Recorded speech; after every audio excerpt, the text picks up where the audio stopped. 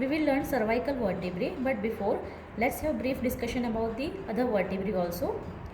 Total number of vertebrae in a vertebral column are 33. From those 33 vertebra, 5 sacral vertebra fuse to form a bone sacrum and 4 coccygeal vertebrae fuse to form a coccyx bone. Here you can see three different vertebrae of three different regions. The first, the small one, is the cervical vertebrae. The second one is the thoracic vertebrae, and this third one is a lumbar vertebra. You can see the clear difference between the bodies of these three vertebra. Here, the cervical vertebrae has the smaller body and it is elongated side to side.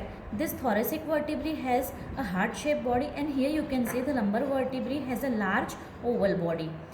And also there are other differentiating points to differentiate this vertebrae. Here you can see the most distinguished point about the cervical vertebrae is the presence of this foramen transversarium. This foramen transversarium, it differentiates the cervical vertebrae from the other vertebrae. Here you can see in the thoracic vertebrae, foramen transversarium is not present, but thoracic vertebrae has a distinguishing point, which is this facet which is present on the body of the thoracic vertebrae. This facet is called the costal facet. The costal facet is for the articulation of ribs. It is not present in cervical or lumbar vertebrae. And the lumbar vertebrae, you can see the spinous process of the lumbar vertebrae. The spinous process of lumbar vertebrae is straight and short than the cervical and the thoracic vertebrae. Okay, so these are some differentiating points between these three types of vertebrae. We will learn cervical vertebrae here. Cervical vertebrae are 7 in number. From 7, we can classify the cervical vertebrae in typical and atypical vertebrae. Typical cervical vertebrae have some features in common, and they are 3 to 6 vertebrae. First, second and seventh vertebrae are atypical, and those atypical vertebrae have some features. They are different from the typical vertebrae. We will see now the features of typical vertebra. First, we will see the parts of the vertebra. Here, a vertebra has a body, a vertebral arch, lamina and spinous process, and the lateral masses. These are the parts common in typical vertebrae. We will see those parts one by one. First, the body of a typical vertebrae. The body of a typical vertebrae has 4 surfaces: the anterior surface, posterior surface, the superior surface, and the inferior surface. The superior surface is concave side to side, and the ends of this superior surface are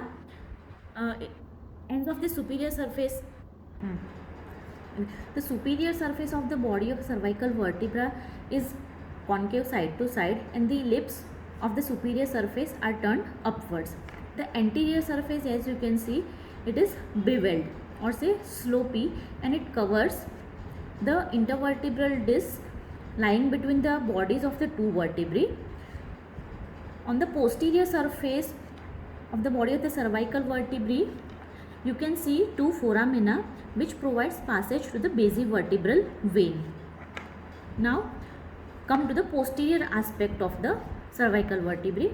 Posterior to the body, the cervical vertebrae has this vertebral foramen, which is here larger than the body. It is larger than the body because the pedicles of this vertebrae, they are directed lateral and backwards. The other parts of the vertebral arch here are: posteriorly we have this lamina. The lamina of the cervical vertebrae, they are long and narrow, and the superior border of the lamina is thinner than the inferior border. The pedicles here, they are short and strong, and they form here the vertebral notch. The vertebral notch of the cervical vertebrae, they are 2, the superior vertebral notch and inferior vertebral notch, and they are of same size. The notches with the vertebra above and below, they form like this. The intervertebral foramina, which provides passage to the spinal nerves here. The other parts of vertebral arch are the lateral masses. Here in the cervical vertebra, the lateral mass is pierced by this foramina transversarium. The foramina transversarium is bounded anteriorly by this anterior root, posteriorly by this posterior root, and these roots have an anterior tubercle and a posterior tubercle. These two tubercles, they are connected with each other by this thin bar of bone, which is called the costotransverse bar. This foramina transversarium here, it provides passage to the vertebral artery. The anterior tubercle of the sixth cervical vertebra here is quite prominent, and it is called the carotid tubercle. The carotid tubercle, at the level of carotid tubercle, carotid artery can be compressed. Now on the posterior aspect, we have this articular facets, the superior articular facets and the inferior articular facets. The superior articular facets here, they are directed upwards and backwards, and the superior articular facet, it articulates with the inferior articular facets of the vertebra above. The inferior articular facets here, they are directed downwards and forwards.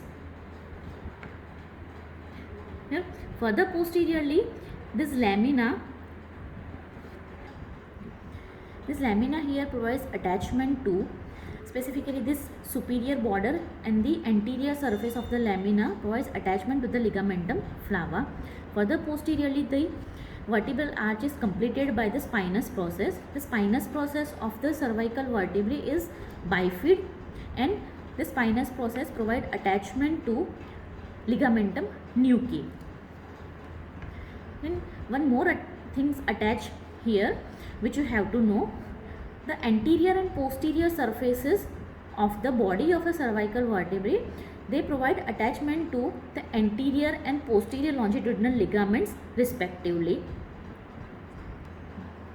So this completes features of a typical cervical vertebrae. In next part we will see the atypical vertebrae.